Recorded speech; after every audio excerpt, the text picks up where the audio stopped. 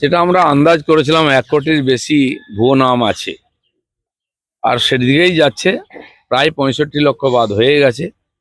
50 লক্ষ লোককে ডাকার পরেও এসআইআর ভেরিফিকেশন আসেনি। এই নাম তো বাদ যাবেই। তারপরে আরো প্রায় 35 লক্ষ নাম যেগুলো থাকবে বিভিন্ন কারণে ডিসপিউটেড, সেখান থেকেও কিছু বাদ যেতে পারে। তার মানে আমরা যেটা বলেছিলাম উনি তো ওটা মেনে নিয়েছেন। বিজেপি এটাই বলছে, আমরা বলছি 1 থেকে 1.5 কোটি ভুয়ো নাম আছে।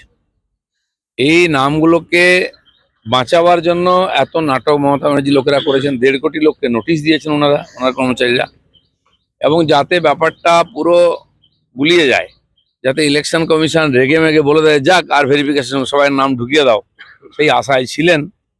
তো সেটা হচ্ছে না। ওনারা গেলেন কোর্টও বুঝে গেছে এনাদের চালাকিটা, তারাও ছাড়ছে না। এই যে শুদ্ধিকরণ চলছে ভোটার লিস্টের, সবাই দিকে তাকিয়ে আছে। আমরা চাইছি এটা ঠিকঠাক হোক। নির্বাচন কমিশন এবং আদালত সবাই পশ্চিমবাংলার পরিস্থিতি বোঝেন, কারণ পশ্চিমবাংলা একটা বড় থ্রেট হয়ে গেছে। এখানে এত বিদেশি লোক, অবৈধ লোক ঢুকে পড়েছে। তারা যদি নাগরিক হয়ে যায়, ভোটার হয়ে যায়, তাহলে তো গণতন্ত্রের কি মানে থাকে? বা দেশের সুরক্ষায় আর পড়ে যাচ্ছে এখন রিস্কের মধ্যে। দেখুন সেদিন যে উগ্রপন্থীরা ধরা পড়েছে, তারা পশ্চিমবাংলা থেকে গেছে এবং টিএমসির মেম্বার, টিএমসি পার্টির লোক তারা।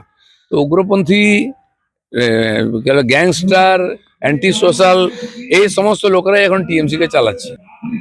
বিরোধী পক্ষ তো পাবেই, কারণ কি, যে ভোটটা বড় বড় নেতারা টিএমসি, দেখুন তাদের এলাকায় 50, 60, 70 হাজার করে নাম বাদ গেছে।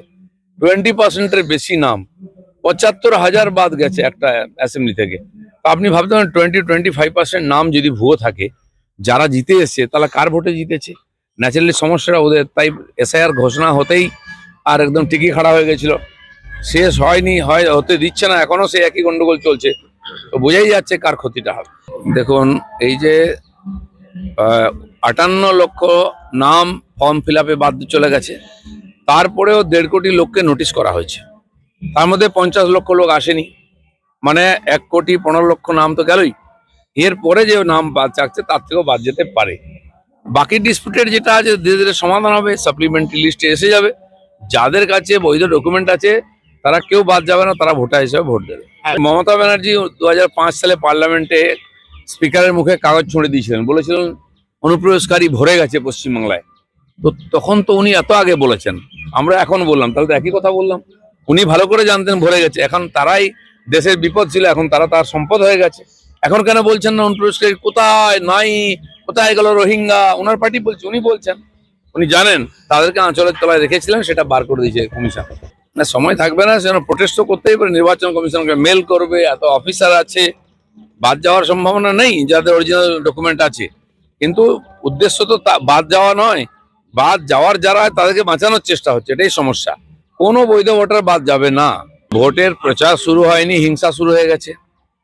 এসআইআর কেন্দ্রের যে ধরনের হিংসা হয়েছে, তো ভোটের এই যদি নমুনা হয় তো ভোট কিরকম হবে বুঝতে পারা যাচ্ছে। সাধারণ মানুষ ভয়ের মধ্যে আছে, সবাই বলছে সেন্ট্রাল ফোর্স না হলে কি করে ভোট হবে, কি করে ভোট প্রচার হবে। দেওয়াল লিখন করতে যাচ্ছে আমাদের লোকেরা, তাদের মেরে হাত পা ভেঙে দিচ্ছে। তো নির্বাচন প্রক্রিয়া শুরু হয়নি, তখন থেকেই হিংসা হচ্ছে, তাহলে ভোট কিভাবে হবে? মমতা ব্যানার্জি এবারে ভোটে জেতার জন্য যা করার করবেন। গুলি, বন্দুক, বম, মার কাট, চারিদিকে দেখুন গুলি, বন্দুক পাওয়া যাচ্ছে, বম পাওয়া যাচ্ছে পশ্চিমবঙ্গের গ্রামে গ্রামে পর্যন্ত। তার মানে হিংসার পরিবেশ তৈরি করে, ভয়ের পরিবেশ তৈরি করে ভোটে জেতার চেষ্টা হবে। তো পুলিশের উপর তো মানুষের ভরসা নেই, সেন্ট্রাল ফোর্স চাই এবং বেশি সংখ্যায় চাই। এখানে কেন্দ্র সরকারের টাকা পাঠানো হচ্ছে মানুষের উন্নয়নের জন্য, সেখান থেকে এখানকার লোককে বঞ্চনা করেছে। বাঙালির বঞ্চনা নয়। ওপার বাংলা থেকে হিন্দুরা এসে গেলে টেনশন, রোহিঙ্গা এসে গেলে কোনো টেনশন নেই, তারা বাঙালি হয়ে যাচ্ছে। কিন্তু অন্য রাজ্য থেকে এই দেশের যারা বৈধ নাগরিক, তারা যদি এখানে আসে তার বিরুদ্ধে আন্দোলন করা হচ্ছে, তাদেরকে তাড়াবার চেষ্টা হচ্ছে। বাংলাদেশ থেকে যদি অনুপ্রবেশকারী ঢোকে, তারা বাঙালি হয়ে যাচ্ছে, তাদের এখানে থাকার অধিকার আছে, আর তাদেরকে ভোটার হিসেবে রাখার জন্য মমতা ব্যানার্জি চেষ্টা করছে।